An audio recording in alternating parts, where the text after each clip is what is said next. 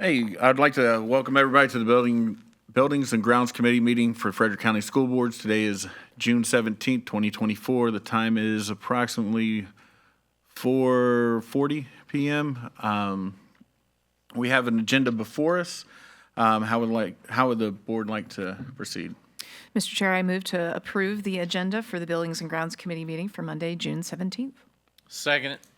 We have a motion, and it's been properly seconded to approve the agenda. All those in favor signify by saying aye. Aye. All those opposed? Hearing none, motion passes. We have an agenda. I'll now pass over to Dr. Hummer. Thank you very much, Mr. Chair. We have 5 items before you this afternoon. With 2 of them, we are recommending going to the full board for approval, which I'll get to here in a second. So we are first going to review our capital projects list, answer any questions that you guys might have about those projects. Mr. Davis will start us off with that. Then we have our school projects list, taking a look at James Wood High School. We've made a lot of progress over there, so we'll share some information with that as well.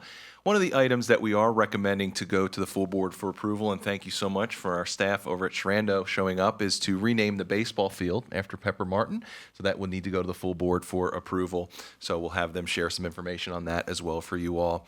And then we also have discovered that there is a Frederick County Middle School farmland lease where an individual is using some of that farmland, and that will need to go before you all for approval as well. So we're recommending that goes to the full board, and we just want to make sure that you all were aware of that because we just discovered that as well. Then we also have the 4th high school. So we're going to go through those plans. We have all the information before us to talk through that, and then we also have RMM here as well to answer any questions. We'll start that presentation, and then we'll have them chime in with any questions, and thanks to them for putting this together in such short notice as well. So with that, Mr. Chair, I'll now hand it over to Mr. Goodwin and his team. Thank you. Thank you very much, Dr. Hummer. Members of the committee, Mr. Chair, I'd like to go ahead and ask Mr. Davis to come up, and we'll hear about our capital projects list and the highlights from things that are being accomplished at this time. Thank you, Mr. Davis. Good afternoon, Mr. Chair, board members, Dr. Hummer. Okay, let's start. So capital project list highlights. So James Wood Middle School painting, we're roughly 75% complete, some photos in there. We're still on target for July completion, so moving along pretty good. Fire alarm projects over the summer. We've started the week of June 10th at Apple Pie and Dow J. Patriot Fire is going to do those. We're starting mid-June at Armel. Shallow Creek Electric will do those. Bid opening on June 13th for Stonewall and support facilities. We found out that Shiloh Creek won those, so that's who will be doing those. Sorry, this was written before today. Plumbing fixture replacements for Dow J, Middletown Elementary, and NREP, they all resumed early June. We're still on schedule, late June, early July to finish those. Those are full plumbing replacements. Building automation, for Dow J and Apple Pie, that started early June too. That's Siemens contractors are doing those. Moving along pretty smooth so far. Gym floor refinish at Armel, Evendale, and James Wood. They'll be completed by June 30th. Those are coming out excellent. We seem to think at James Wood Middle that might be the original floor there. So it's actually kind of cool. Electrical service cleanup at Dow J, we'll award that mid-June. We should be getting our bids in hopefully this week for that. Dust collector systems, James Wood High, James Wood Middle. Those are encumbered. We're going to start doing the demo mid-June, early August. We're trying to get James Wood Middle School done before school starts so that the kids don't have to be inconvenienced. I don't know if we'll make the high school one, but certainly the middle school one we're trying pretty hard for. Exterior door replacement, Apple Pie and Orchard View, late June start, just waiting to get the parts. That one's moving along pretty good there too. So, recently funded projects, James Wood Middle School, home field side bleachers. I met with the company today. They have to go back and readjust their numbers. Something was wrong in there. They had an ad alternate for some concrete footings that they were winging it. I didn't like that, so we need a solid number on that. So should get that by Thursday.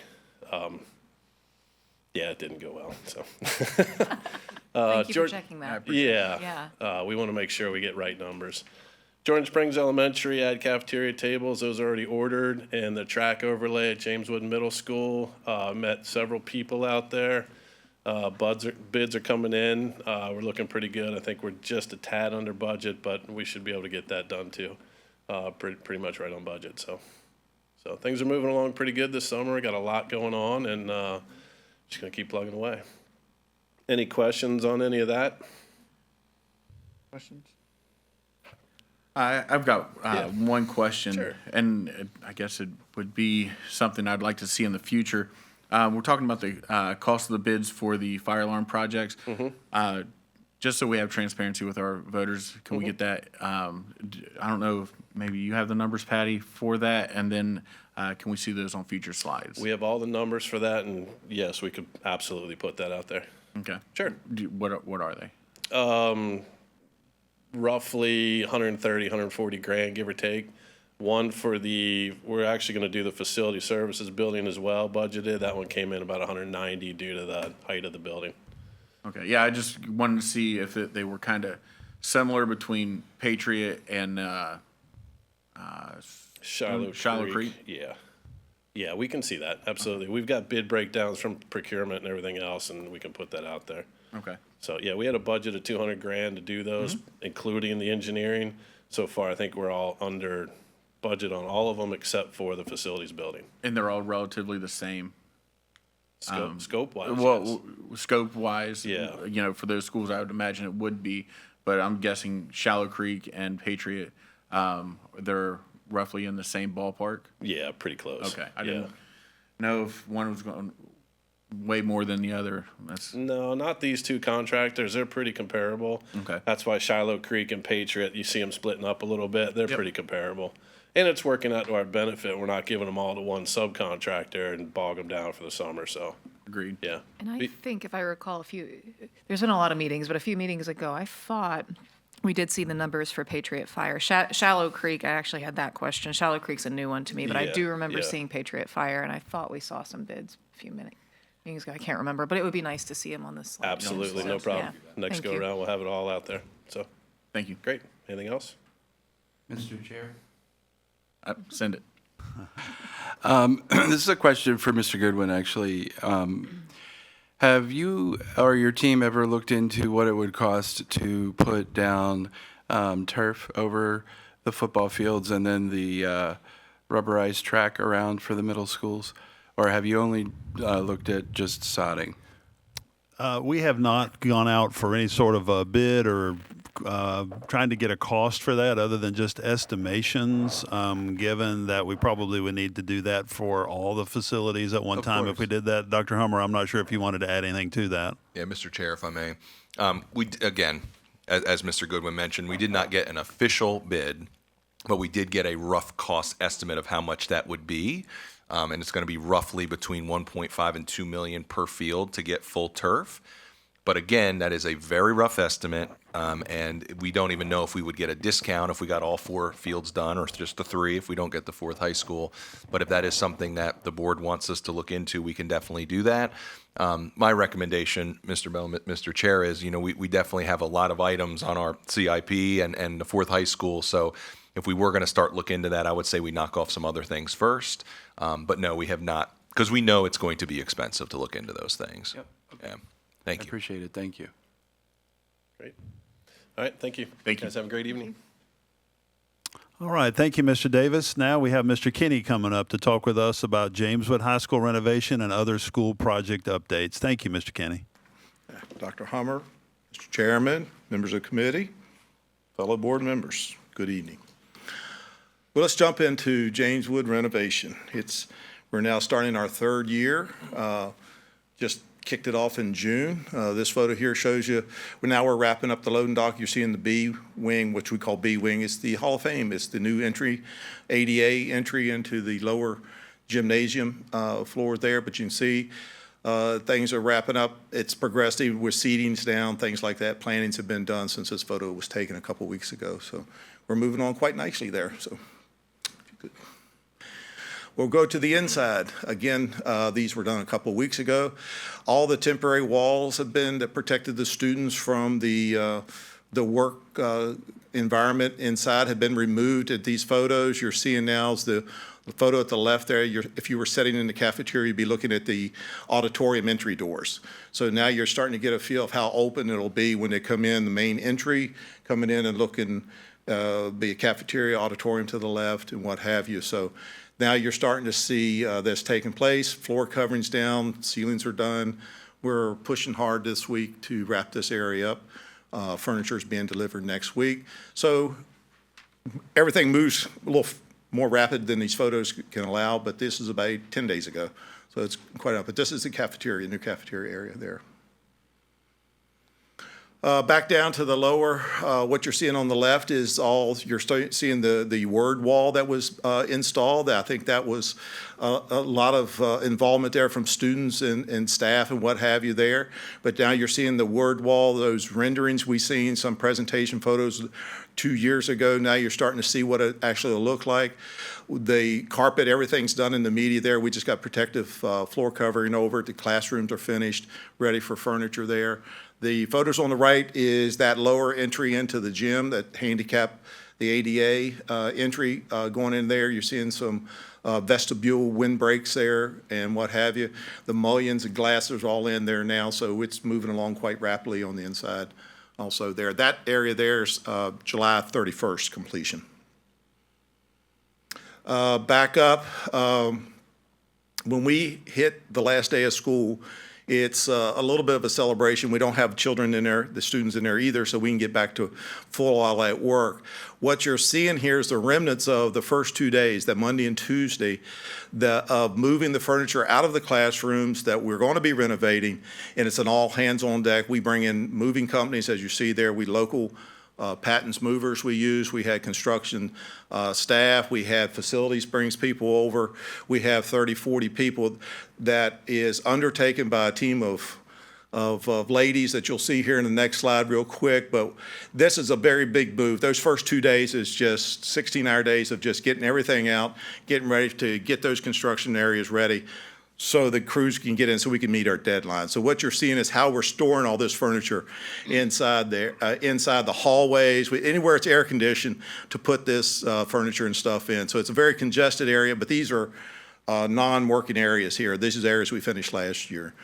And you'll see these lovely ladies on the left. There is Jennifer Lilly on the left. I've got Katie Herbaugh and our own Beth Williamson there, along with the gentleman Jason from Patents Movers.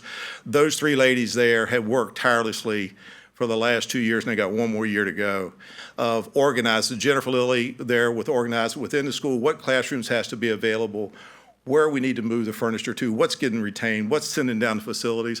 We also have Mark Plasters comes over from facilities with his team of guys. It's an all hands on deck. It's a big effort there. And these are just some of the movers. So I thought it would be good to show you that it's just not us, it's just a lot of other people that makes these schedules click out there. So, but it's all coming together there pretty quick. I don't know if there's another slide on James Wood or not. Yeah, this here's, this is the other slide. Let me go down through just a little bit of James Wood where we're at since this was done. The band and choir area is now under full demolition mode. We're tearing 8 risers. We finished the asbestos there. We're pushing towards a September 30th completion in those areas. Tech ed shops, full all night. There's not a corner of the building up there right now that's not being renovated or got workers in it in some fashion or form. Finishings here, rough there.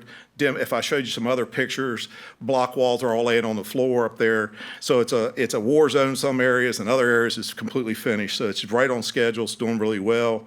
We're still doing a lot of corrective work that we inherited there. So we're doing all the structural repairs to walls, what have you. So they've got that going on.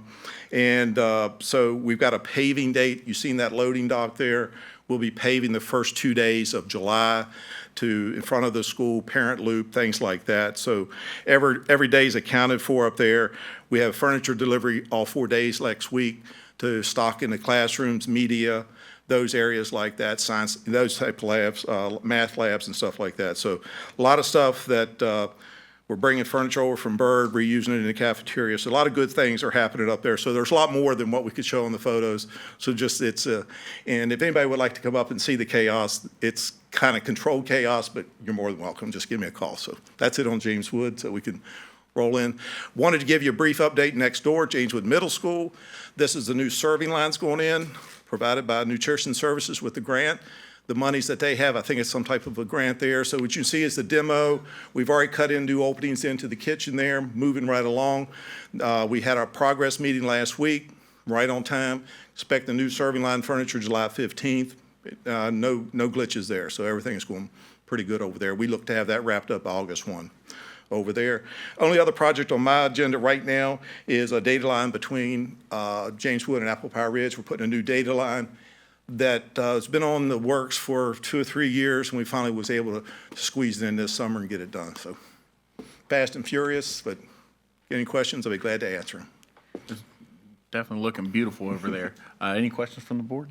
Just a real quick question. You rattled, Mr. Kinney, you rattled off a few things that would be complete with the James Wood High School renovation by the 30th of September. Yes, I didn't ma'am. quite catch all those. Can you- That would be your music and choral choir there. Those areas will all be done. They got pushed a little bit because we got a late start date because of just working at the logistics on how that was done. But those will be done September 30th.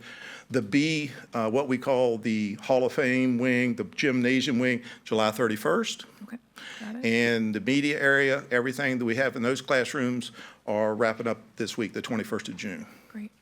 Excellent. And then we have a few more things that come online in October. We also have like the shop areas and tech ed and stuff like that will be ready for school to start back. Okay. Okay. Excellent. Just a little editorialized. It's nice to see Patton's Furniture used. Jason Funk is the owner, and he's a fellow Sharando High School class of 2000 grad. Okay, good. It So worked out. I'm glad they won the bid. It's kind of odd. We're all grown up now. Yeah. His beard is still red. They hit it out of the park. They did some Good. for the city of Winchester. So it was very nice to have a crew come in that was well organized, and they provided just a phenomenal amount of help and it was a good group to work with. The ladies couldn't have been happier, so it That's worked great. well. Great. That's Thanks. Anything? Okay. Yeah, so to start off with James Wood High School, great to see the progress you guys are making. I definitely want to come out. I've got a day off coming the 25th, and I'm trying to get that put on the books. Maybe to come out and see all that. And I want to say thank you to the FCPS team, everybody involved for getting all this stuff done. Our community partners with Patton's Movers. I know Jason Funk as well. Oh, do you? Yeah. Great guy. Did he look good in the picture there? I wouldn't say that, but it's great to see the community partners Yeah. stepping up and helping out with FCPS, and it's great not to have to go outside the community for that. My other question, and I wouldn't know if you would be the one to answer this or if it would be Dr. Hummer, with the new renovations over at James Wood Middle School, are we going to need the staff to come in and train on the new equipment, or how the flow would go? That way we don't have any hiccups or anything first day of school coming in. So we had, as you know, we're transitioning principals over there. So, and you're talking about James Wood High School, correct? No, middle school. So yes, so James Wood Middle School, I also talked to Dr. Wooliver last week, and two things with that. The first is we are going to do a ribbon cutting over there. So we're going to invite all the board and the board of supervisors in the community come out there to do that. And then we are going to rely on the nutritional staff, Mrs. Curry, as well as Dr. Wooliver to determine if there is any sort of training or things that we need to do, and we'll definitely rely on that. I'm also glad to hear the August 1st date, so we'll have some time to put that into place. But absolutely, whatever we need to do to prepare ahead of time for that, Mr. Chair, we are going to do that. So And training is part of the contract document, so it's required Great. by the kitchen supplier, so yes. Good to hear. Training is part of it. Good to hear that. All right, thank you. I appreciate it. All right, thank you, guys. Thank you, Mr. Kinney. All right, at this time, I'd like to invite up to the podium the team we have from Sharando High School to talk about the opportunity of naming of the baseball field at Sharando High School. Before they get started, I'm going to skip ahead on a slide and just remind the board about Frederick County Public Schools Policy 614R. That is the board's responsibility and privilege to rename any of the school facilities or the grounds to dedicate those to a person. The exceptional contributions to a school or the school division can be recognized by naming an appropriate area of the school grounds in honor of an individual not actively serving the schools. So I want to make sure that I now introduce the team to the podium. Thank you. If you'd step up closely to the mic as you speak, and we'll begin. Thank you. Mr. Chairman, board members, Dr. Hummer, it's our privilege to be here today to have the opportunity to speak on Coach Martin's behalf. We've got a few slides here that show some pictures of him, obviously, but we just wanted to take the opportunity to share a little bit about him and what makes him so deserving of such an honor. He spent 30 years as the head baseball coach at Shenandoah High School. He's was a teacher in Frederick County Schools for 40 years, coached baseball at James Wood before he became the head coach at Shenandoah. He also spent 25 years as our head wrestling coach. He won nearly 600 wrestling matches and 400 baseball games exactly. And when you think about in the state of Virginia, the most you can play in a season is 20 games. To win 400 games would be 20 consecutive undefeated seasons. He won a state championship. He won multiple district championships. But most importantly, he was a good person for kids.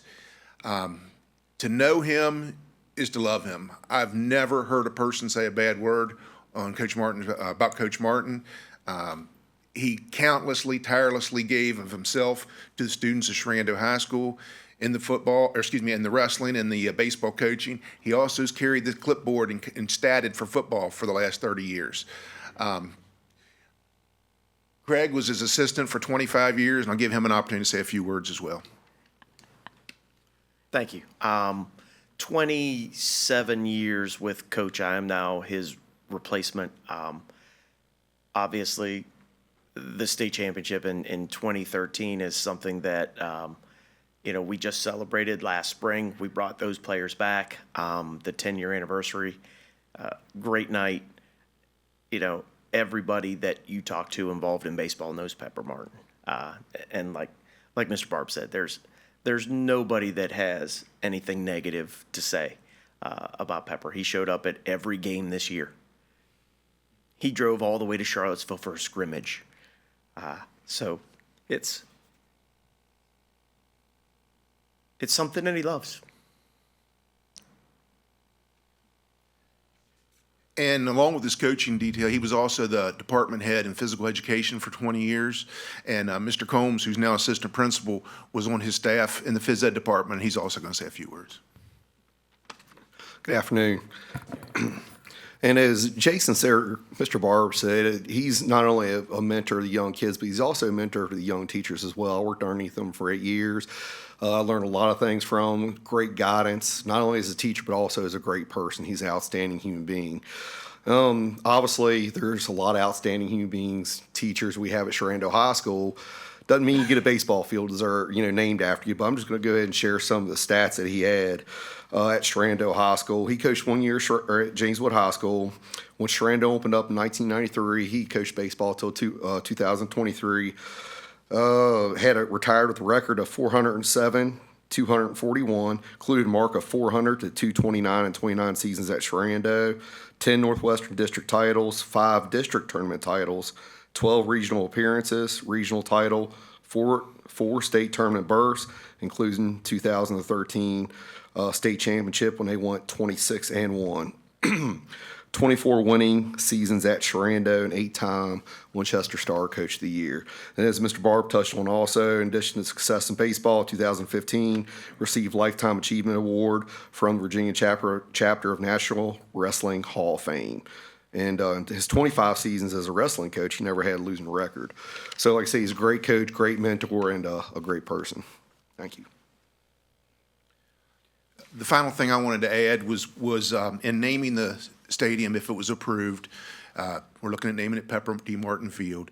There would be no cost involved by the school system. We're replacing our scoreboard before next season anyway because it doesn't work. And the funny note in this is not even knowing that we're here today, Coach Martin approached Coach Bodenschatz and I and said, I know you all are doing a new scoreboard. I'd like to donate the scoreboard to the school. So he's a special, special person, and we certainly hope that y'all can consider this as an honor. I think he's as well deserving as anyone in this county that's ever had anything named after him. And I welcome any questions you all might have. Thank you. I don't have questions, but I would just like to pile on to all of the great comments. So being a Shrando High grad, Mr. Barber, I remember you, Mr. Bodenschatz, I remember you as well. Back in 2000, I was obviously not a wrestler or a baseball player, but I was a track and field and cross country athlete. And during the winter, I did strength training class. Not sure if that's still an offering, but that's what I did. And Coach Martin was my coach and teacher for that class. He not only cared about the baseball athletes and the wrestling athletes, he cared about all athletes and all students, to the point where he's like, Diana, I know you're working hard in practice. Just take it easy today in class. And he just knew, and he cared about every single student.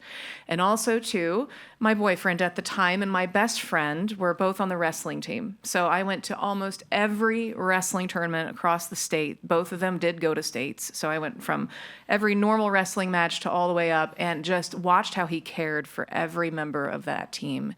And my best friend actually got a full ride wrestling scholarship to Davidson because of Coach Martin. So I have all the feels for Coach Martin. He was my driver's ed instructor as well. So you guys could have just stayed home and I would have gladly sold it to these guys up here. But I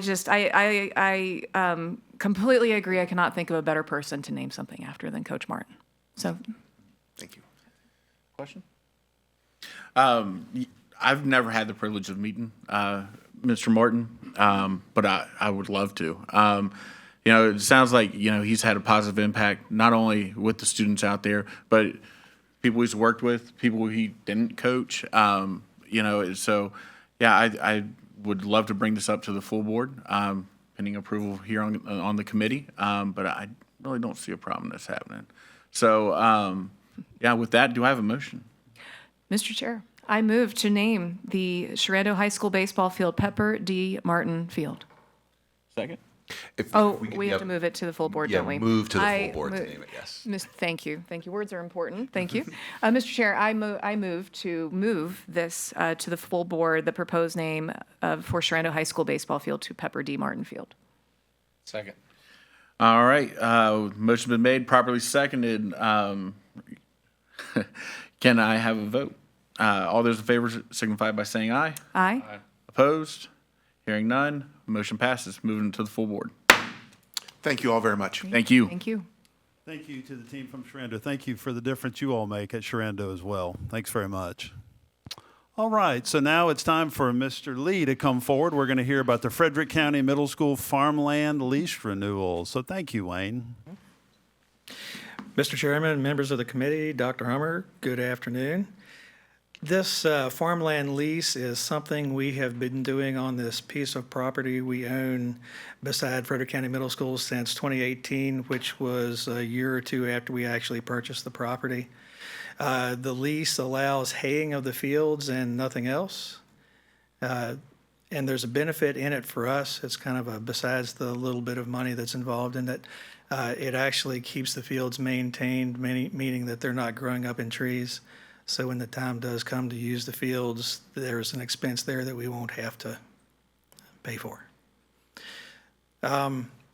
We have over the years increased our use of that area. Just recently, you all are familiar with the radio tower, so that has taken up a large part of the front of the parcel.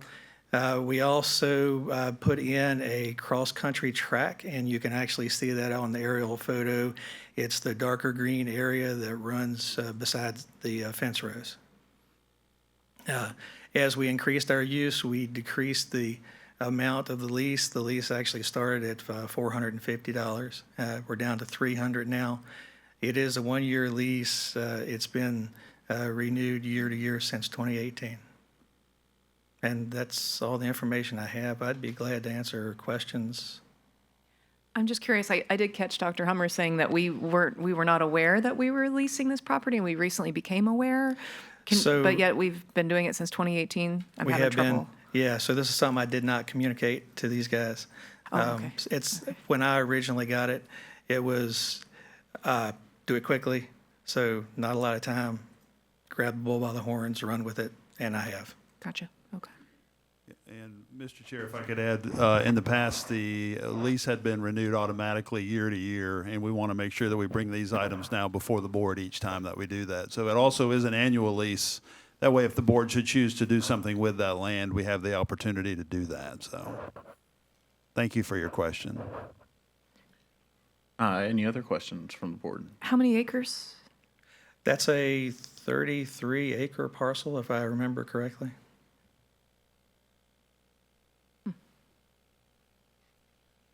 Mr. Chair, Fin- if I may. Yep. Do we happen to know what the farmer makes from haying the field? No, I sure don't. And it would be my guess, actually, that he uses it for his own livestock. I see. Okay. If I could also make one other comment, Mr. Chair, we are going to make sure that we have, with Ms. Jordan's help, during the lease kind of modification, we are going to make sure that we have insurance, that the person who hays the field has on hand a copy of that insurance. Also, there will be a indemnification clause in the lease which would hold the division harmless should something happen while he's on our land. Has that never been the case before? Not for this lease, no. No. He's not been insured prior to this? We've never asked for insurance, so I don't know if he's insured or not. This lease was based on a extension agency lease from another state, and it didn't have that clause in it, so. Okay. Is there any other land that we have that we don't know about? Exactly. I was just going to ask. There's my So question. the Yes. Fourth High School land, but we don't actually lease that out. No, I know. Would the farmer just uses it? The person that sold it to us uses it, yes. Now, do we have some sort of agreement in that where if he should harm him, because he doesn't own the land, if he should get hurt on the land, then it could be our responsibility for restitution? So I think that's a valid concern.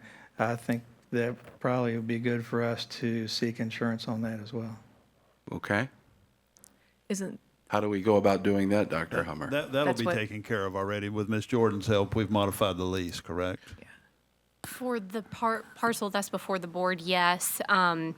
Going to the property that's the location of the Fourth High School, I'm not able to speak to that. I would assume there would be language in the documents when the property was sold, but I'm speculating look because I into haven't that. seen them, but we can definitely look into Please. that. Yes, please. Yeah, so, Mr. Chair, if I may, as you all know, over the last course of the year and a half, that has been a task that I've asked our team to do, is to make sure that we are coming forth with all of these different things that are happening here in Frederick County, because we want to make sure that, number one, you all are fully informed, and number two, we're being fully transparent with these things. So we are fixing these things. So to Mr. Bell's point, if there are other properties that we need to get on and fix, then you all are going to know about it. Hence, that's why this is coming forward. Because we could have, since it's just been automatically renewing every year, we could have just said, oh, let's just wait until somebody finds out about it. That's not how I operate at all. So that is why we wanted to bring it forward to you all. And we also have Mrs. Jordan, who is doing a fantastic job with cleaning up a lot of these different things. So if there are different properties, we want to know about it. I wasn't aware of any other properties, but if they are, you guys will be fully informed. And then if there are some languages and things that we need to fix in regards to insurance and other aspects of the lease or MOU or agreement, we are definitely going to fix that. So we can definitely look into that more. Because there was also another piece too, correct me if I'm wrong, Mr. Goodwin or Ms. Camry, that there was also a billboard that was being used on that property as well that we found out about. I don't think it's there any longer, but apparently we were getting some money for that, and that's yeah. and that's no longer there. So it's these little things that, as the years go on, some things might fall through the cracks, but again, we're trying to make sure that we're, number one, that when we are all not here, people still know about them, and they're documented in a way that we are fully informed, and then we'll continue to look into other areas to fix these things, so we're moving forward and getting them improved. So thank you for the questions. Well, and to Mr. Bell's point, Mr. Chair, if I may make a request, seeing as how this is 33 acres of land that we are kind of just recently found out that we do have and are earning money off of, being the hot topic of the day is school expansions, Fourth High School, things of that nature. They're on our capital projects list as well, expansions of other buildings and other facilities probably even being erected within the next 10 to 15. I would really like to see a list of all the properties that we own, such as this, because 33 acres is a pretty good chunk of land. I would like to have a list of all the properties that are vacant properties that Frederick County FCPS owns. And if we own them, are we earning any kind of income off of them, or are they just owned and held for future project use? Okay. So I can provide that list. To my knowledge, it's just the Fourth High School property, this property, and 2 properties beside Shrando High School, Okay. 2 5-acre properties. Which But- we just purchased, yep. Yep. One of which, But okay. I will kind of think it through, look at all of our schools and make sure that's a complete list. Okay, thank you. I have my question, sorry. Who cowboy engineered this in 2018 and didn't bother to tell anybody? Well, I do my work under the direction of this assistant superintendent, so. Yeah, and again, with all due respect, we're trying to move forward. You know, I can't speak to anybody previously to us, but this is why we're trying to bring it to you now so that we can move forward and make sure that we do it correctly. And this is the Frederick County Middle, and please correct me if I'm way off on this, but my understanding was this property was initially intended to help with overflow traffic to go outside of into the back of the school, correct? That's Afterwards, correct. yes. And we're actually hopeful that the county is moving forward with a solution that allows us to use it for just that. So it was after the property was built, after the school was built, this land was purchased after the fact to build that overflow because of the traffic in front of the building was making it very complicated. And it doesn't seem like that project came to fruition. It was still discussed through the CIP projects, but it wasn't anything that came to full fruition. So I think that is essentially, Mr. Sturdivant, to your question as to why that had happened. But again, I think it just got lost track of, and we just want to make sure that you guys are fully informed with that. To your point, Mrs. Klein, we don't also want to make sure we're communicating with the public. We're not just sitting on a bunch of land either. Okay, good, thank you. Dr. Hummer, if I could ask a clarifying question. Ms. Klein, we did know we owned this property. So Okay. it was the lease, that was the question that was not brought before the board annually. So this piece of property has been a topic because we're putting a radio tower there. And we're also going to use it for egress out of there when hopefully we have some improvement with traffic flow out there off Gainsborough Road and off the main road. So I didn't want to leave the crowd or the audience with the thought that we didn't know we owned the land, because we do. I just wasn't sure if I misheard that, so I'm No, sorry. I appreciate the clarification, just yeah. bringing it more to light than keeping it. Sure. And we can provide that list. Wayne has that, so we'll work Okay. on that for you. So Great. Thank you. Thank you. Mr. Chair, if I may. Go ahead. 2 things. I was wondering, is it possible to know or understand the amount of taxes we're paying on that 33-acre or 30-acre parcel? Or is it sort of rolled into the entire amount of property that we have? So we are actually not paying taxes on any of the parcels we own. They're all tax-free. It is. Oh, okay. Because we're school. Yes. Got it. Second, what was my second? Oh, could we, how quickly can we get something in place for the Fourth High School? I'm talking to you, sorry. For the Fourth High School to indemnify us against any sort of court action should someone get hurt on the property of the Fourth High School? Well, so a lot of it will depend, first, gathering up the documentation to take a look at, and depending on how it's written up, will kind of determine how we move forward. But I would like to highlight that as a governing agency, we do exercise a lot of sovereign immunity. So I just want to say. What does that mean? Sovereign immunity essentially means that you are not liable I see. because, and you can look at it this way, because we're fully funded by taxpayers' money, it would be taxpayers paying. So it's not absolute, but we do exercise a lot of sovereign immunity because of the nature of the school division. But that is definitely something, we can look at and move forward with. I just can't give you an exact deadline because there's a lot of unknown factors that's going to determine that. But did want to just mention sovereign immunity to kind of alleviate some of the. Sure. Is it something you can start looking into this week? Mr. Chair, if I may. Mr. Bell, we will get on this. I don't want to give a timeline, especially if we don't know the exact facts Right. in regards to it. So we will get on it. We'll add it to our list. I don't want to add a date on there because there are other things that we are working on. We'll make this a priority. Of course. We'll get on it, and we'll definitely report back to you guys. All right, thank you. Absolutely. All right. I just want to add a few things. I'm glad we're moving forward and we're getting the insurance that's required on here. It's always good to see that our local farmers are, getting use of this land, and it's something that we don't have to incur the cost of maintaining. Yeah, and I understand, that things were moving fast at this time. I just want to make sure, to Ms. Klein's point, that we don't have any other properties out there that are being overlooked or underinsured, just because something could happen out there with whoever's using that land. I know when we've asked for access for some farmers to move some equipment before, we've asked for those hold harmless indemnifications. I'd like to see that at the Fourth High School. I don't know if that's something that we could do before that contract is up, or any kind of lease agreement that farmer does have. Excuse me. That being said, yeah, glad that we're still pressing forward and that this has been brought to our attention. So thank you for everybody who's bringing forth that transparency.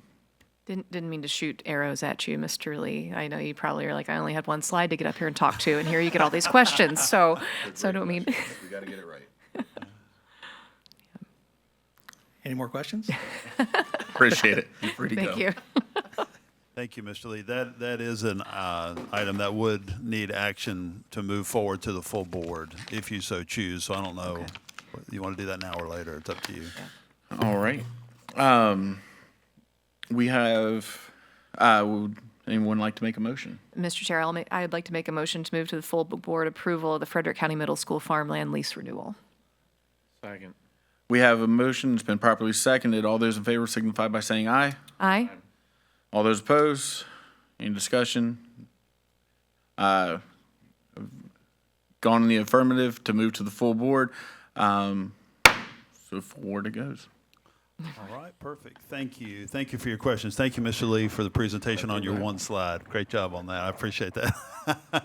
Our next item is the Fourth High School. So before I invite up our task order vendor, RRMM, I just wanted to explain a little bit about what we asked for them to do. You might remember some of the drawings and renderings they provided for us as our task order vendor for the Middletown Elementary School expansion in Jordan Springs. So we asked them if they would, to embark on an opportunity to give us some similar drawings, a site plan, some internal pieces for information for us to talk about, and also a budget. So they worked with key stakeholders that happened to be at the transportation office. There was a lot of involvement from various folks in the schools. We had a high school principal. We had one of our CSAs, Mr. Barb, that was here earlier with Sharando was there. We had members of the instruction department come. I was there. Transportation was there. Facility services, Dr. Hummer. Lots and lots of stakeholders came by to provide input into the programs and spaces. So we did ask them if they would to provide us with a couple of options. Remember, our target was 1,250 students with a 1,600 core. Very hard to reach absolute 1,250, so we ended up with 1,285. So you'll see a presentation and a budget with 1,285 student capacity, core of 1,600. The other one that they're going to present is 1,544 student capacity, same core, 1,600s. So they prepared high altitude cost estimates for those programs for us for both, so that you can see what it would cost to go with one or the other. There's also a conceptual site plan showing both the programs we asked about, and then they have a conceptual floor plan. And I use the word conceptual because, again, this is the beginning. If we were to move forward with any of these plans, there'd need to be a lot of input provided by a lot of stakeholders. So I'm appreciative of RRMM being our task order vendor and producing for us what we could talk about tonight and hopefully answer questions that you have at the end of the presentation. So if I could, I'd like to invite up Ben Motley, Michael Maturi, and Chris Phillips, or one or the three. I think they're going to split the presentation up to come to the podium, and then I will hand off the clicker. So thank you. You have more than one slide, by the way. So thanks. Well, good evening, Mr. Chairman, members of the committee and board, and Dr. Hummer. It's always a privilege for us to be here with you. We really enjoy working with you and all of your staff on these design projects. It's quite an exercise, and there's a lot of excitement behind it, so we're excited to show you some things. I'm going to flip forward, if you would just indulge me just a moment, to some facts and figures before we jump into the site plan. By the way, my name is Chris Phillips. I'm principal in charge for RRMM Architects, and Michael and Ben are with me here. They'll come up and join me in just a moment and talk more about the design. I do want to say it is a really tough thing to follow such a presentation about Coach Martin. My goodness, what an impact that individual's made in your community. So I think we can all aspire to be that kind of person someday. So appreciate those guys sharing that and your all's action to recognize that. So as Dr. Hummer said, we'll talk briefly, and I'll stay at a very high altitude. This exercise was a very compressed, high energy effort that's really taken place over the last month or so to help Frederick County Public Schools better understand what it's going to take to do a project on the site you already own, which, by the way, is quite a beautiful location. It's really ideal and bucolic and wonderful views. The topography there is really wonderful for school construction as well. Ben will talk more about that later. But just to look at what it would take to build a new high school there, the fourth high school. So Mr. Goodwin shared with you, we really had three components, one of it being a programming exercise, then a conceptual design effort, and that conceptual design effort took place through intensive design workshops, and we like to do that method to really kind of put ourselves in a position where we can take all the information we've learned from the program, bring all the stakeholders together, bring all of our K-12 and specifically high school design experts together, both architectural and the site. The site is so critical in high school design, and Ben can share more about that. And then work through that exercise quickly to understand what is the right size, how is it situated on the site, how do we provide all the appropriate amenities and the engineering required to develop that, and then that helps us inform a really solid foundation for an order of magnitude, again, very high level order of magnitude cost estimate. So you all can be well prepared for funding requests moving forward. So that's really the concept of why we went down the path together. Again, Mr. Goodwin shared with you, our target was 1,250 initial capacity with a 1,600 student core. And the core facilities are things like your cafeteria, gymnasium, media center, things like that that support the entire student body. And then what would it take to expand that to a full build out of 1,600? And when we go through our programming exercises, we base that on number of students per classroom, how many classrooms, and it's both a Frederick County Public Schools standard and Virginia Department of Education standards that we bring together to help us ascertain those numbers. So we looked at the 1,250, what resulted once we did all the calculations in the spreadsheets, 1,285. That size building is about 239,000 square feet, which is kind of about where we thought we would end up when we first started, with 39 core classroom, subject classrooms. Now, if we increase to 1,544, that kind of magical 1,600 number, 1,544 is the result again. Once you plug in your enrollment, your number of students per classroom, and you calculate it all out, it results in 1,544, a building of about 450 square feet. And again, that's really critical when we're looking at costs. So you'll see that unrolled later. Michael will walk through that with you. Square foot results, in dollars. That's how we get to the high level order of magnitude cost. Both options are going to have self-contained special ed, visual performing arts, CTE, which is critical in high school education in today's high school world, and then media center, cafeteria, gym, auditorium. We'll work through all those. All the site amenities you would expect for parity across your school district. We looked at what is being used both at Sharando, Millbrook, all of those to understand what our athletic facilities need to be to have parity and to really support that 1,600 person student body. About 2,900 gross square feet for things that support that, like concession stands, restrooms, all the kind of ancillary things that tend to get lost in the wash. We want to make sure we've captured those in this cost. Parking, bus loop, drop-off, you all have experienced across your district what it takes for those students to get in and out of facilities and parents and buses. So we carefully look at that at a very high level. Parking spaces for about 800 plus. If we double stripe the bus loop, we gain more for event parking and even event parking over at the neighboring middle school. And those numbers, while that sounds like a lot of parking, they're based on capacities of, for instance, the football stadium and events and things like that. So bus parking of 26. That's just a very high level review of our effort. I'd like to have, if I could, Michael and Ben come up and talk a little more about the design. And we'll back up, if I could, just to the site plan. We'll start at a very high altitude and then zoom in. So Ben, Michael, if you guys want to join me. Good evening. I'm Ben Motley. This is Michael Masheri.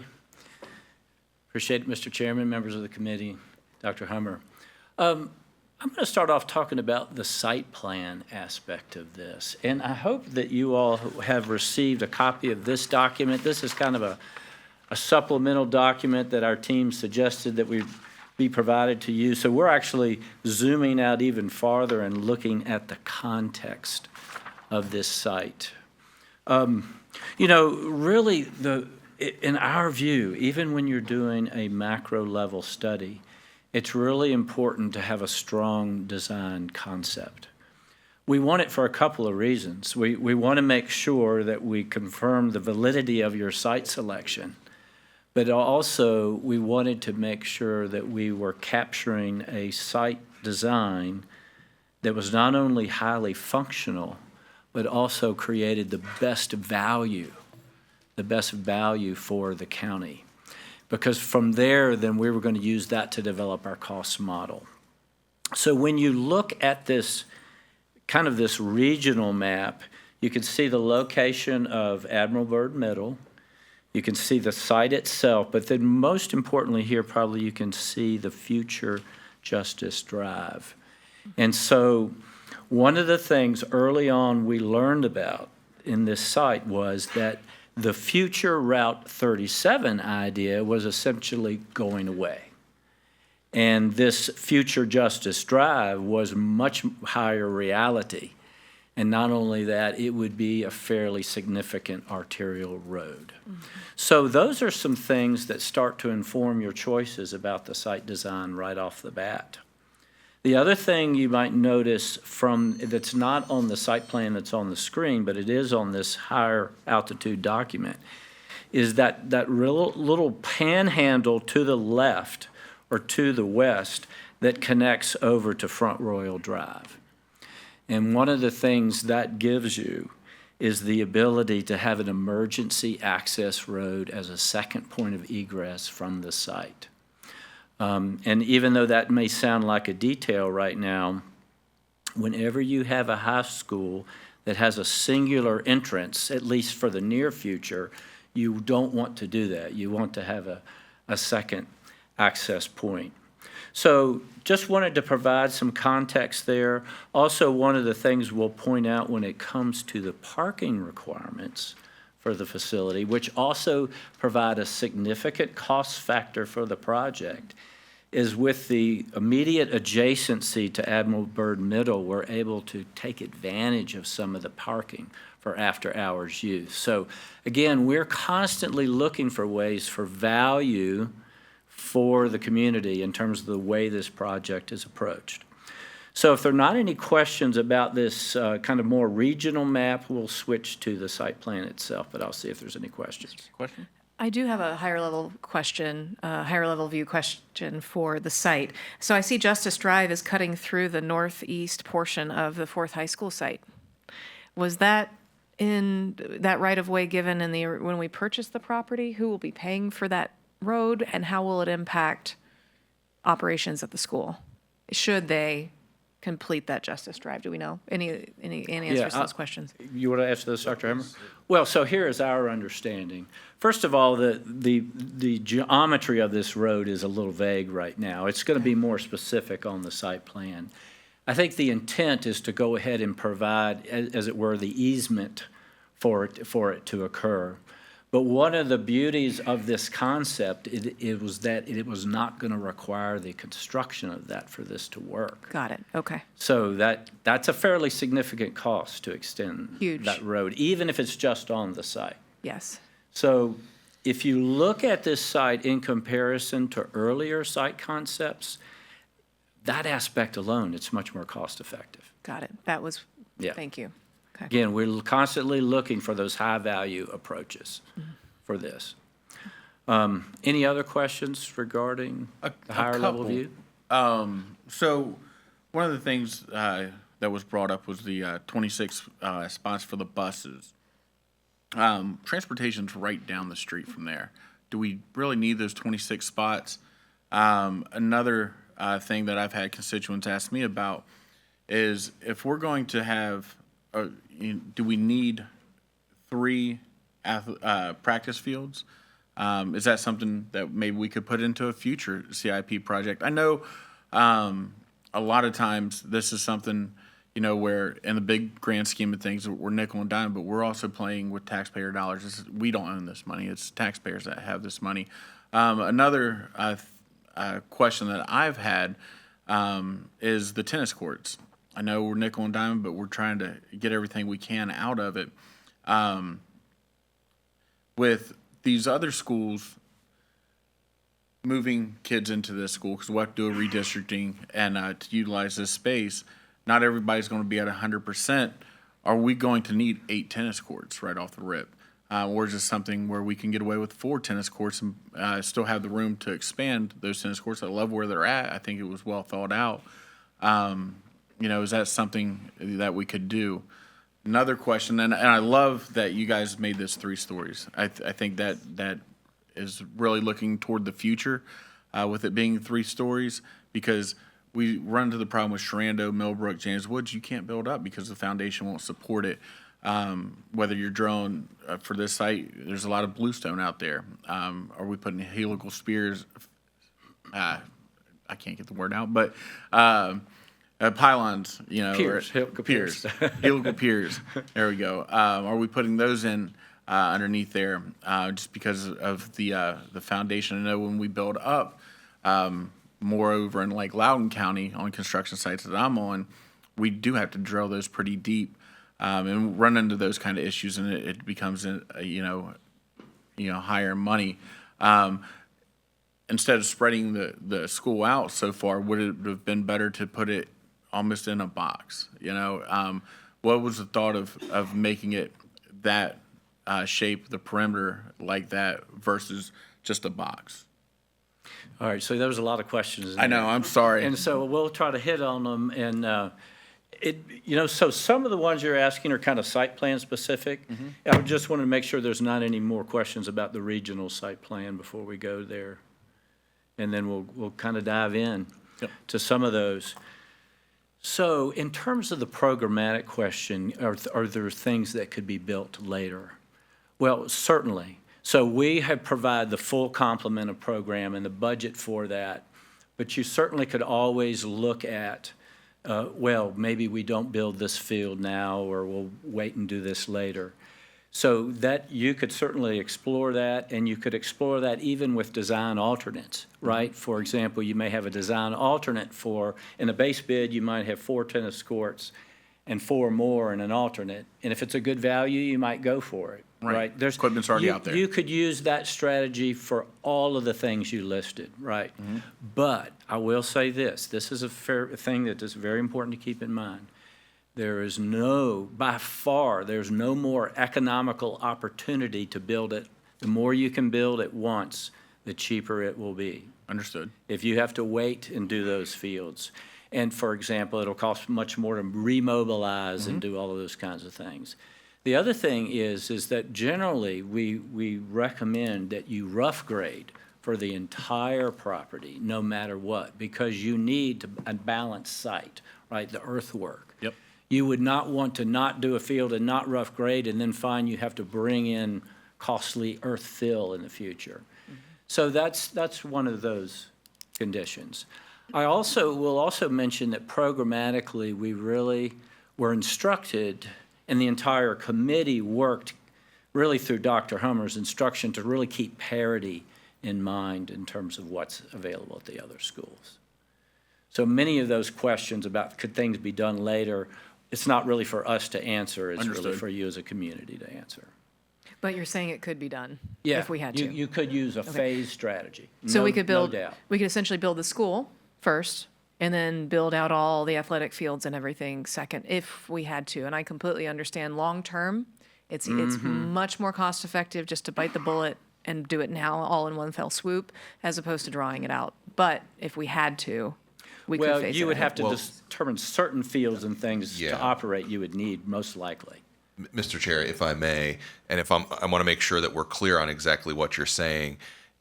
Keep in mind, we're trying to keep parity with all 4 of the high schools. So if we decided not to build all of the fields, we are removing the opportunity for these students to engage in sports, which would turn into more than likely a significant issue with the community. And what I'm hearing you say, and based on what Mr. Chair is saying, is that can we still have tennis by only having 4 courts instead of 8? Can we still have football without having these 2 practice fields? And the answer to that is yes, but can we remove all of these fields? I think we're going to run into some issues there if we decided to do that. Topic for another meeting, but other schools have done it where they've built the building first, staffed it, and still taken the kids. It's not ideal, taking the kids to their respective other home schools, if you will, base schools for sports. Not ideal. I'm worst case scenario. Yeah.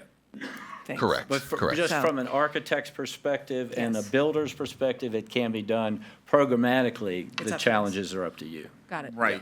And I agree that if we could get it all done one swoop, that would definitely be better.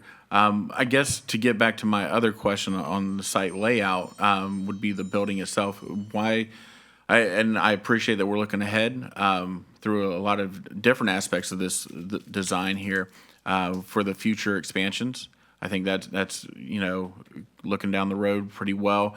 And I do like the fact that, and I know we're not there yet, but the mechanical rooms, the cafeterias, everything is on the perimeter. That way, if it does need to be expanded or anything like that, great.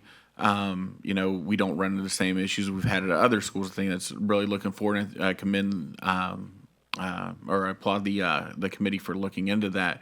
I'm just still confused from when I've shared kind of these conceptual drawings with other construction firms, not an architectural firm, but a construction firm.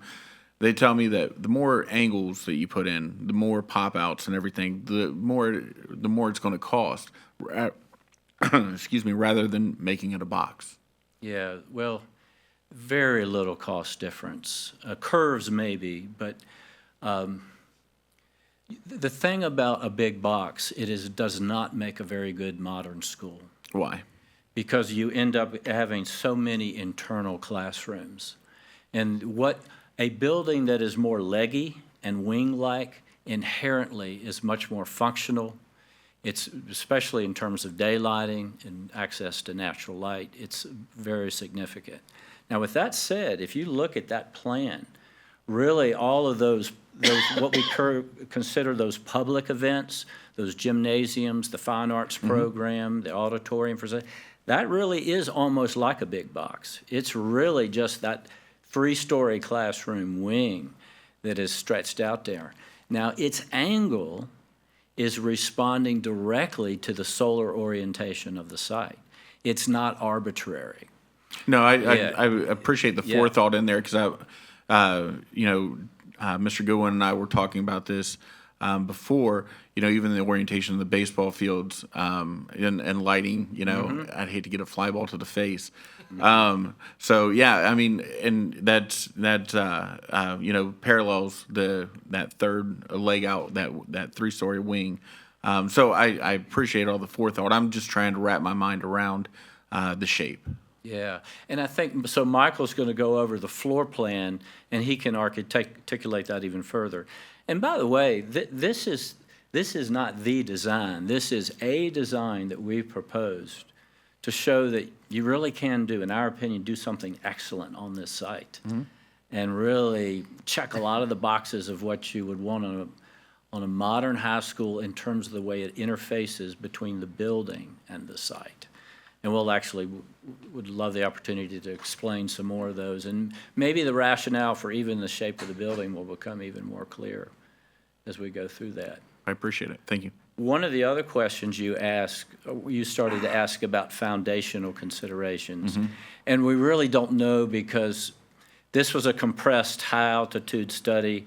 Now, there were soil borings and things that were done in the previous work, but that was at a time when the building was in a different location. So certainly more due diligence would need to be done in terms of foundations. I will say, though, with that said, the previous reports indicated that the site appears to be rather conventional for this area, rippable shale and things of that nature. So at least at this early stage, there's not a lot of warning flags in that regard. Good to know. Good to know. I want to see, I'm trying to think of all the questions you asked. I believe you hit them. Yeah, with the buses. Oh, the buses. So the bus in parking that's indicated here is not overnight stay or storage. It is just loading and unloading in the school day. And when those buses are not there, then that bus loop is double striped to be able to serve after-hours parking. Thank you for the clarity. Mr. Chairman, question. Getting back to the configuration of the building, we have another element, another factor that we need to take into consideration. With all the extensions, granted they are solar, they're efficient so far as energy is concerned, but so far as security is concerned, it seems to me that there are possibly more exits and exits that would be incorporated in the design. For myself, not that I feel that we need to build a fortress, but that we should be able to eliminate some of the aspects that are involved with the security to make it a little more safer. I noticed that with some schools, because of the fact that you want to collect solar energy, just with the heating factor, a lot of glass is involved, which to me is a security risk also. I feel that more of a square design incorporates more security for the personnel in the school. So I'm wondering how much of footage is incorporated in the classroom compared to an entranceway where the main offices are concerned that it's going to be 3 floors open and not utilizing that space that could be used for classrooms. I'm sorry, I'm not understanding the question. I think the inference is a box building would be more secure. Yes. Because of less exits. I don't think that's necessarily the case. I think in terms of exits, actually the 3-story component actually reduces the number of exits from the building. The number of exits is often determined by the population of the school, the egress capacity, somewhat due to the shape, but I wouldn't see one as inherently more secure than another. If I can chime in here, Mr. Chair, if that's okay. So, Mr. Funes, that is a fantastic question, and one of the things I think we don't want to get ahead of ourselves with the construction of this school is keep in mind that we are working out of order in regards to this process. We wanted to get this conceptual drawing for you all to kind of get an idea of what this was going to look like, so we can start to A, get some momentum with the Board of Supervisors and our constituents, and then B, so that we could pick apart kind of some of the things that you all are mentioning, because once we get the appropriation, then what we do is it takes us 10 to 12 months to build this out. So if the will of the board is to build a square school, we're going to do that. If the will of the board is to only build 2 tennis courts, we're going to do that. But it takes 10 to 12 months to put that together. I don't want to spend too much time, or I'm going to recommend we don't spend too much time on those idiosyncrasies, because if we want to start cutting those things out, the answer is yes. Absolutely, we're going to do that. Because the other piece with what you're saying, if you recall, when we started having these conversations when I came on board, the number one aspect of any building we build is going to be safety. Number one. And we are going to make sure that we work with our SROs and our sheriff's office to be able to chime in on that, to say, how many exits should we have, or how many exits shouldn't we have, and what should those angles look like? And they are going to be part of that process, so that we don't wind up building a building like the one we have proposed here, or even a square building, and them say, whoa boy, this isn't going to work, like because of A, B, and C. So I say all that to say, You're asking phenomenal questions. They are fantastic. We're taking notes, but we are going to address this as we build this out. And please, this is no way, shape, or form the final drawing. Not even close. There's a lot that goes into this. This was all just conceptual to give us an idea of where we are and give us a starting point so that we can start building that out. So I just didn't want to get into a back and forth on that because it might be a box and limited exits might be the way to go, or it might be this angle or whatever it is. We just want to make sure we don't get too far into the weeds now. We will, but right now is not the time to do that. Thank you, Mr. Chair. Hopefully that makes sense. Yeah, and just to add on to that, this is, like they said, just a 3,000 foot look ahead. As far as security goes, just like the electrical, just like the mechanical, that's not in these drawings. It's something that we will address once we get down the road. This is just going to be the concept, something for us to pick apart, kind of look at, talk to the Board of Supervisors, talk to our constituents with, and see how they feel, and then work together with them. But yes, we definitely will be looking at the security aspect of it, and I think all board members out here recognize that that's going to be an issue, and we'll definitely be making sure our schools are secure. Thank you, Frank. Go ahead. Sorry. No problem. I want to make sure I've answered your questions you've asked so far. I believe the bus was the last one, but I think so, yeah. Okay, so we'll at least set some additional explanation that talks about some of the opportunities that really exist here. Wayne, is there a way for a pointer? You said, I might just have to verbally try to describe it. Do you all see where it says wetland? Yep. So that is a key feature of the site. It's a key constraint to be aware of. And one of the things we've been able to do with this plan is essentially impact so little of it that we're not going to be heading toward wetland mitigation. Wetland mitigation can be quite expensive. So we've using that as a factor to help us diagram where things go on the site. In general, the topography is kind of high on the top side of the image and it's down to the low, so you can see where we have all the stormwater management facilities. They are not fully sized. These are conceptually indicated. These are dry ponds that also work well with the way the direction of the sewer is working on the site. All the ball fields we've attempted, especially the competition fields, we've attempted to get optimum or near optimum solar orientation. The competition fields are clustered together so that they can share concessions. The electrical distribution for all of the lighting components are compact and they're together. You can create a secure, kind of gated and ticketed area for all three of those competition venues. And we've been able to place the stadium close to the locker facilities in the school so that it doesn't require a separate field house.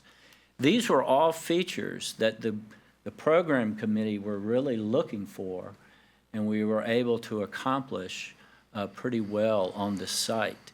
If you also look at the relationship between the parking and the school building and the parking and the competition venues, even the parking for the practice fields, even the way the double-striped parking is on the bus loop, it all works very well in terms of access and convenience and compactness.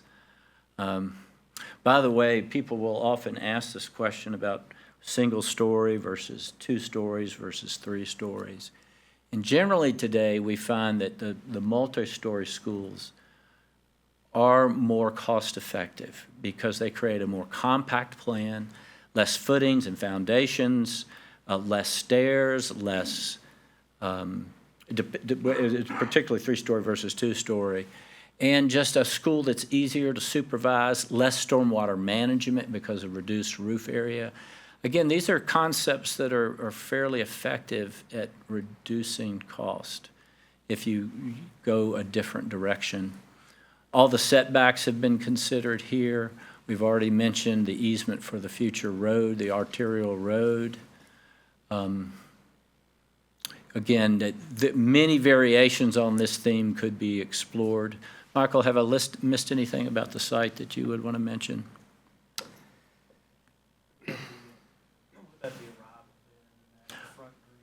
Yes, thank you. Yeah, so the other thing was just, I mean, this is a major community investment. Now that we're clear about where the arterial road is and 37 is not coming in, the civic presence, the front door of the building is easily recognized from the arterial road. And it has some green space out front. So are these high priority items? Well, maybe not necessarily, but they're nice things to achieve if you can, right? They're not issues of cost, they're issues of decisions about the way you configure and arrange the components on the site. Mr. Chairman? What is the limitation of amount of floors in this area? Is there a limitation, 3 floors, 4 floors? There is, I believe, a zoning restriction, Michael. Was it 45 feet or was it 75 feet? I believe it's 75 feet height. So that's, You do open up some new, you do open up some things in construction code if you go to 4 floors, but you're allowed to 3 floors where we're showing this wing that is the 3-story portion, and you're allowed up to 75 feet. You really, in our opinion, you wouldn't really want to go beyond the 3 stories anyway. what is that? Well, then you start to, I think you start to lose some of your economies. And you're also start to run into your height restrictions, and it changes the construction type of the building. It requires a different construction type. Well, being as there's a continual growth in this area, having an option of adding another floor later on, I would think would be beneficial. I don't know how it works so far as the cost is, but at least preparing the pilings to be able to sustain an addition later on would be beneficial. Well, so I don't know if we should get into some of the weeds there. Mr. Chair, if I may, so Yeah. we have that built in, Mr. Funa. So if you look at the map on the 2 sections of the 3-story building, we have it built in. So if I can stand up here real quick.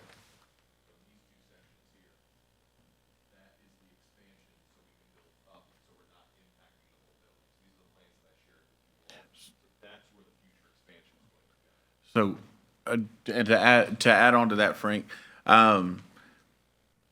with 3 stories now, that would go to one foundation, right? If we try to add on a 4-story onto 3 stories that we already have at a later date, those construction codes could change, and we could maybe not be able to do it. So even if we plan for today's construction code to go to 4 stories, we might not be able to make it in 2 to 3 years to do that, just on how construction codes are. Now, if we went 4 stories now, I think we run into some of those restrictions that you're talking about. But, however, that's why we want to go up now. That's why we're talking about going up now and then building out later. Where you see those 2 expansion off that wing, if we ever needed to expand this school, we could always go up right there to add another 3 or 4 stories, depending on. So with that in mind, then the plan should be to build the pilings to be able to sustain an addition now instead of later. I believe what you're describing is that you can build those 3 or 4 stories on a different and new foundation, because as opposed to trying to build on top of what you already have. That building on top of something you already have is quite expensive. First of all, you would invest in foundations that you may never take advantage of, and then you're also building more expense and elevators and additional stairs in a way that's quite expensive. I'm not trying to get into too many weeds, but I'm trying to answer the concept. So those are all details that we look at carefully.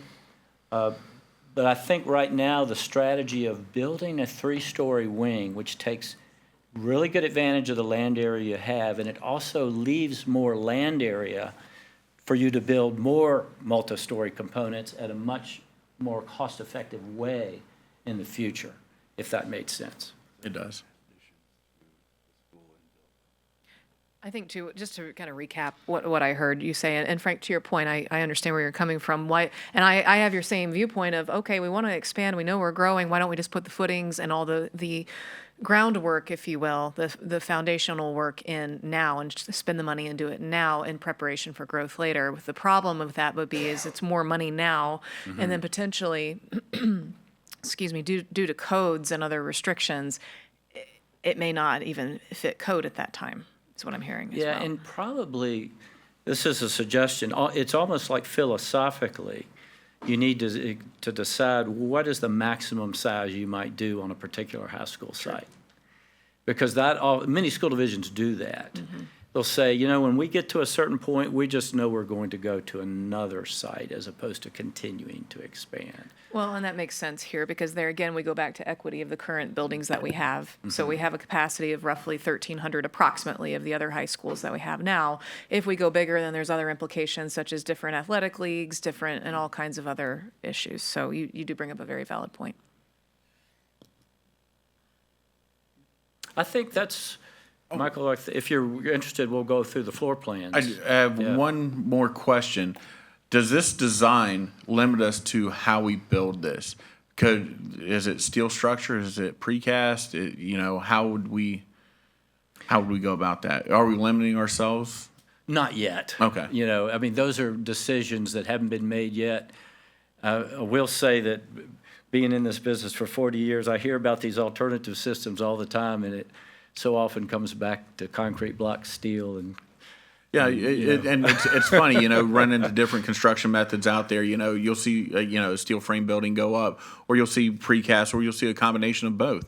I just kind of wondering where we could get the best bang for our buck on it, And certain building types lend themselves to that than others. Mm-hmm. Yeah. All right.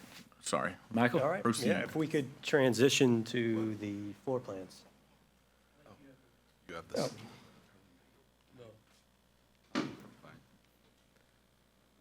Okay, it's probably going to be difficult to read all the spaces, but I'll try to give just an overview from a high altitude. So right down the middle is kind of our central axis. If you think about the school design in terms of safety, security, it is good to have this separation between the private academic areas versus more the public realm. And that is these communal spaces, gyms, auditoriums, locker rooms that have great access to those fields to the left that were the stadium. These could be areas that are used for after-school hours, right? So to have an academic wing on the right side that is separate and could be contained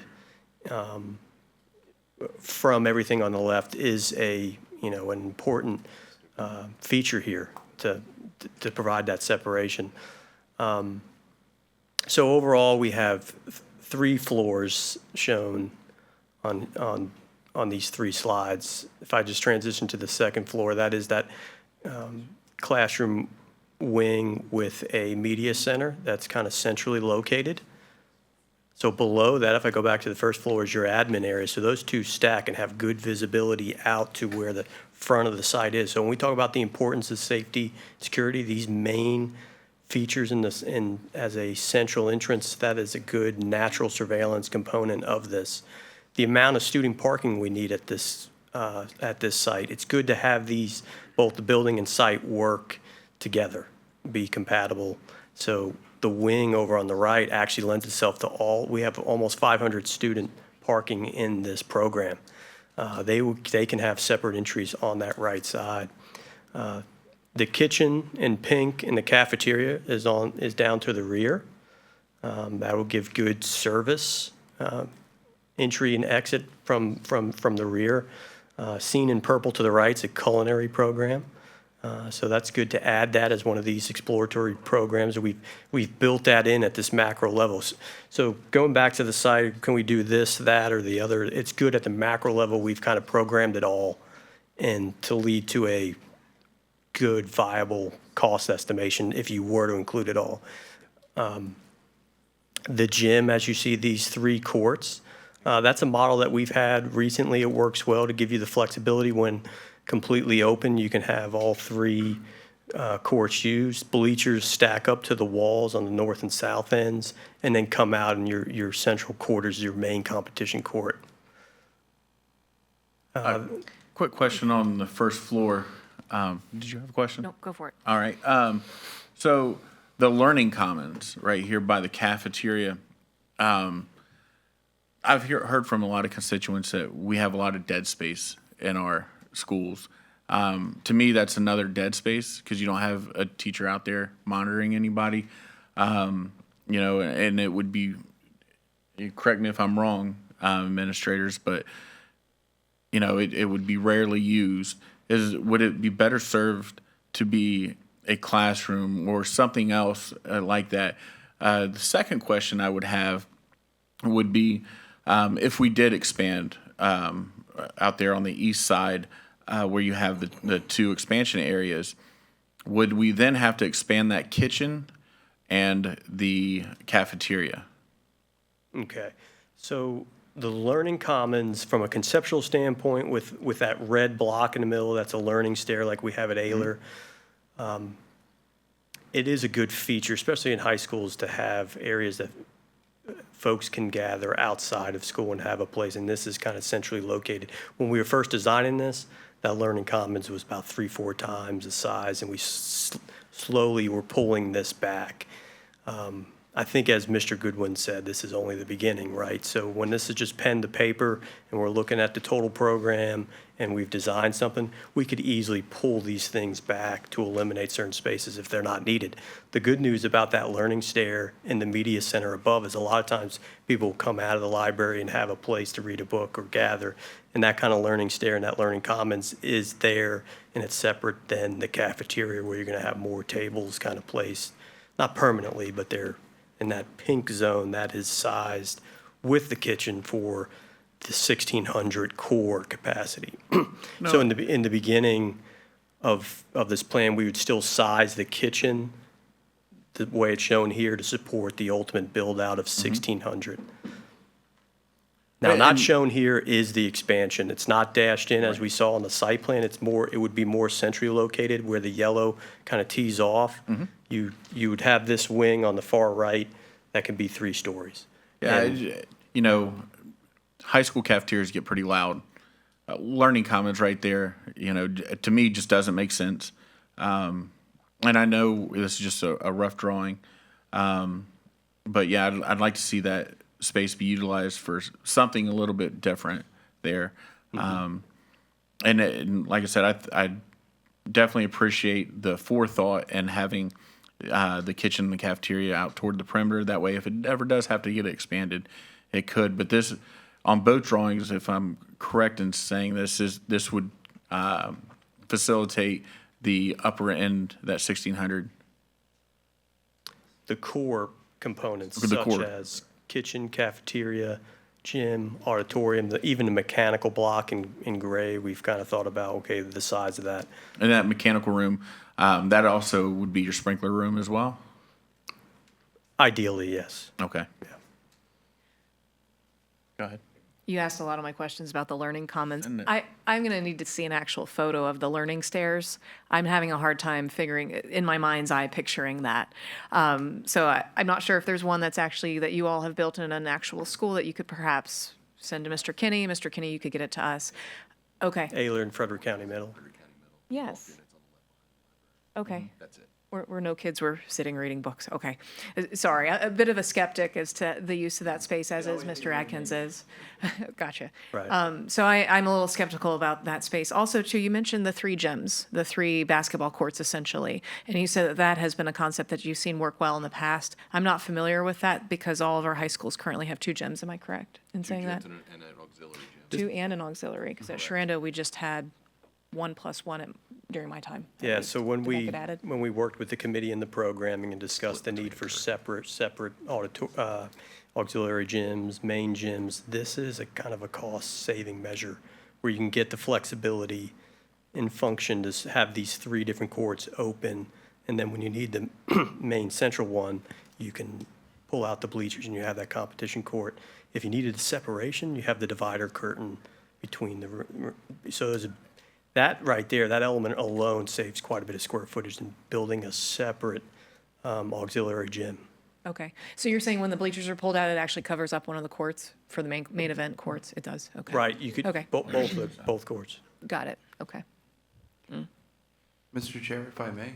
Go ahead, Mr. Bell. Thank you. Having taught in Eller last year, I can speak to the learning stairs and their value. When I worked there, several students, when they would be in the library, would use them to do research or to read their books or what have you. Also, the teachers use them as a sort of classroom space as well, where the teacher is at the bottom of the stairs and the students, it's almost like it's stadium seating for the students. And it was utilized quite effectively, at least in the times that I've seen it. Specifically for the health classes, for the phys ed, because they do phys ed and health, and they don't necessarily have a classroom that they can go into for health, so they sometimes used the stairs for that. For health class on the stairs out Yeah. in front of everybody. Wow.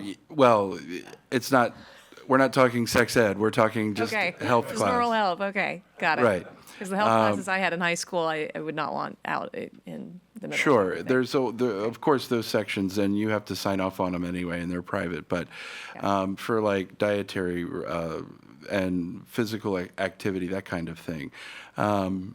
They also use the space for photo taking. I mean, there's just a large number of things that they were able to use for the space. And the thing is, it's quiet there because all of the other students are in classes, so there isn't anyone else wandering the halls, or they shouldn't be anyway. And the library isn't in use at that particular time either. Okay. So as far as Frederick County Middle, I have no idea, but I can speak to Eller just from personal experience. Okay. Cool. Thank you.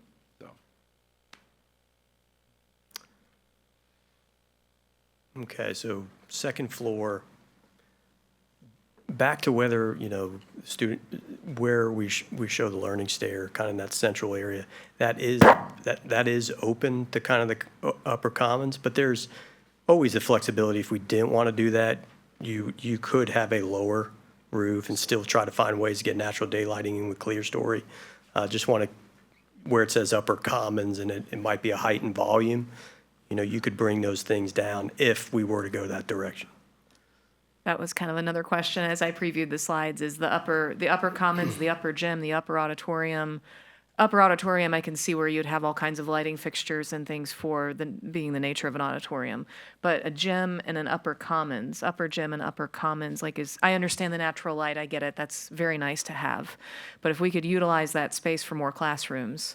Yeah, boy, that's not a floor. That's just a text there to give you context that the gym is below. Really, just say gym okay. below. So we're not creating empty space. Correct. Okay, got it. A lower roof. Right. Correct. Okay, got it. Thank you. Sorry. I also just want to back up. Right side, CTE exploratory in purple. We have the Ag Lab, Technology Lab. And then moving toward the wing, there's still I mentioned the culinary and family and consumer science. Having the exploratory programs kind of integral to the academic core, right? Because now on the second and third stories are more of those core subject areas. So 1250 model, 1285 is what we ended up with versus 1544. It's essentially about 12 classroom delta. So here's a look at the third story. I know we've talked about it briefly, but yes, there are quite a bit of differences. If you were to go 4 stories, you got protection, fire-resistant requirements in the construction material systems. So this is where we're recommending to stay at 3 stories. Are there any other questions on the preliminary concept before we look at cost estimation? Any questions from board members?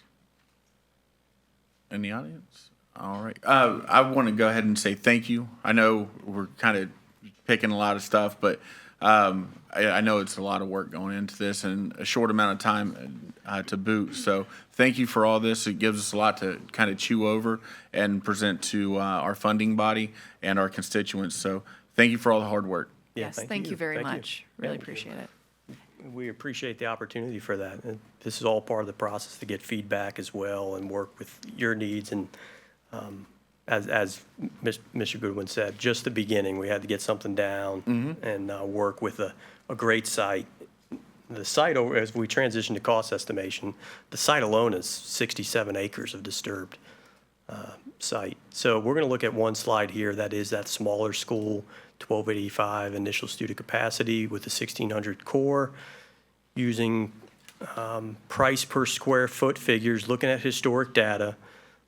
We have high schools that have recently bid just this year to compare where these numbers are relative to this region. We worked with our civil engineers because the site can always be an X factor, while the building is a little bit more definable on a price per square foot that we're comfortable with showing a $390 a square foot. We were able to look at a site that's going to be fully balanced,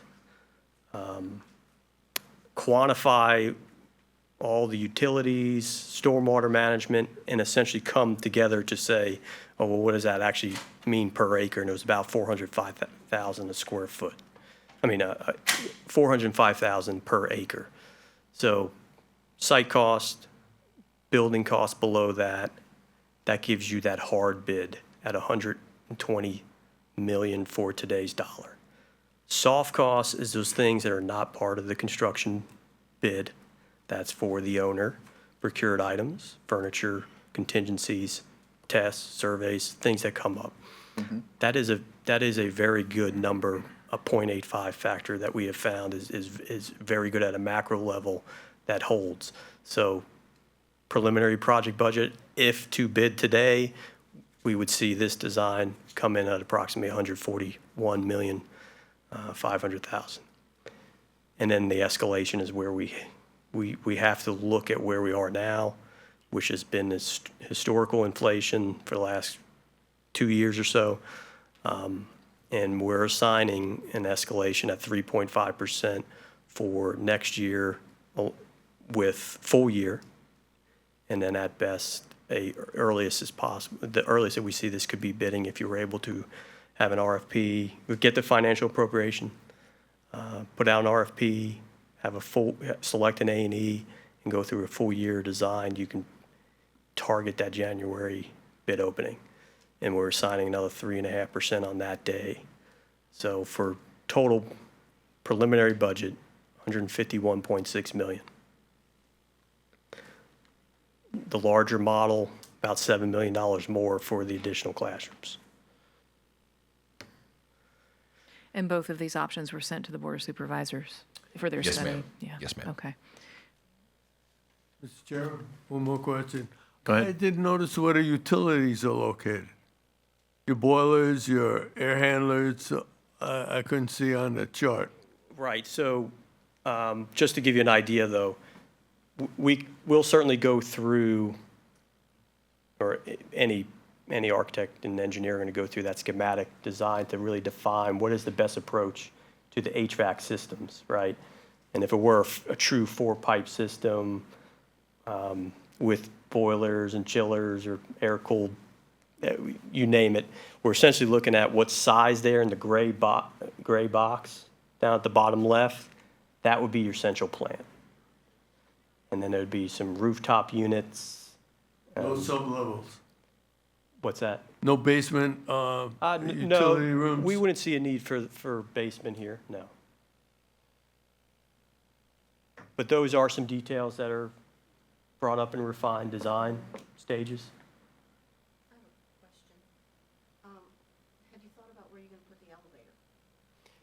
Yeah, so, and it's tough to see, there's a little, you see where the red area kind of centrally located, you see there's a. That little square box? That's correct, it's by the stair that we would require an elevator. This slide kind of shows you it's the beginning point to the classroom wing. Mr. Chair. Mr. Masheri, I have a bit of a math question, and perhaps Ms. Cammer, you might be able to give me an assist with this one. So before these numbers, so I'm looking at both the 1285 and then the 1544. Cost escalation, total preliminary project budget is 151.6 for the 1285 and then 158.8 for the 1544.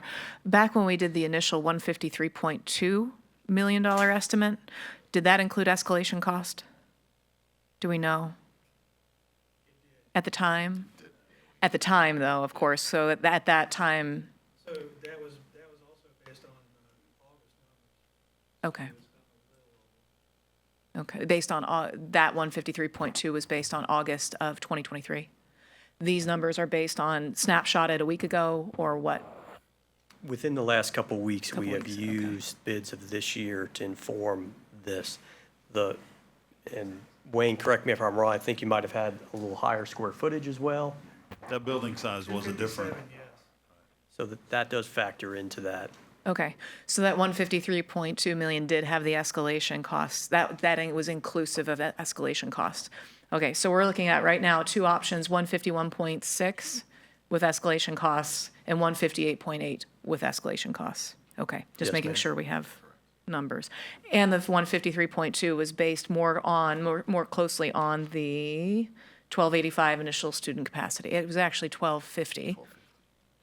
Okay.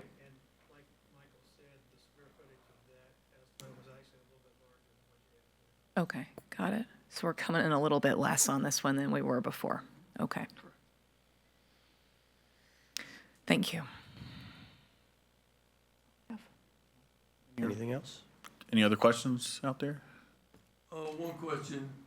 With the building sustaining 1285 students, is there an option to amend the building and stay in code to go to the 1544 student classrooms? Good question.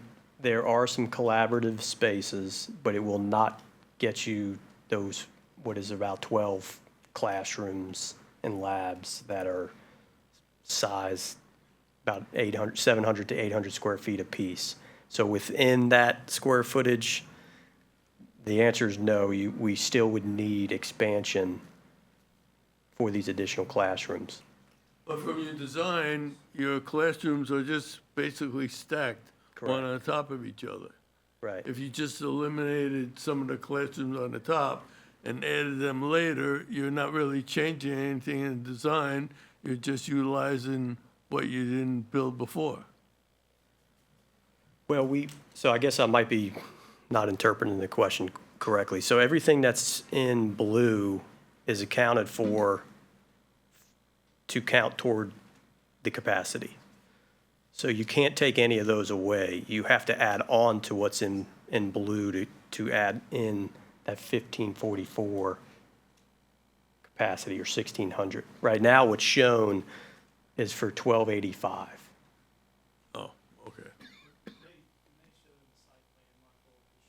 Yeah. Yeah, for some reason, the floor plan didn't show what, it's the lighter, see in the midpoint of the wing, there's an upper and lower portion, it's tough to read. That's what I showed earlier. We showed it earlier. Right. Expansion points.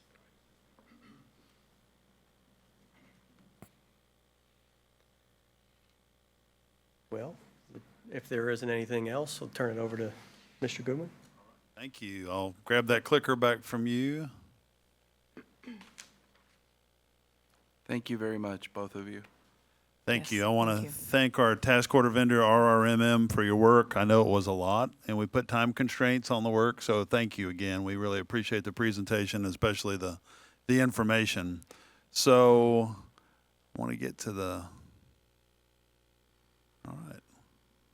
So as I turn the meeting back over to Dr. Hummer, now that we've completed our agenda, I do want to thank you gentlemen again, and also the gentleman from Sharando. High School and also my team for the work they put into the presentation tonight. Thank you to the committee and additional board members who are here for your questions. Dr. Hummer, I pass it back over to you. Thank you. All right, thank you, Mr. Goodwin, and thanks again for all of your hard work with this RMM. Thanks to you to Sharando for coming by, renaming the field, and thank you to the board for all of the questions as we work through this. So, Mr. Chair, that's all the items we had. You did push the other 2 items through action to the full board, so if there's any other questions, that's all we had. Thank you, Mr. Chair. All right. Thanks again for everybody coming out. I know we pushed this meeting a little bit longer than normal, but there's good information that came out.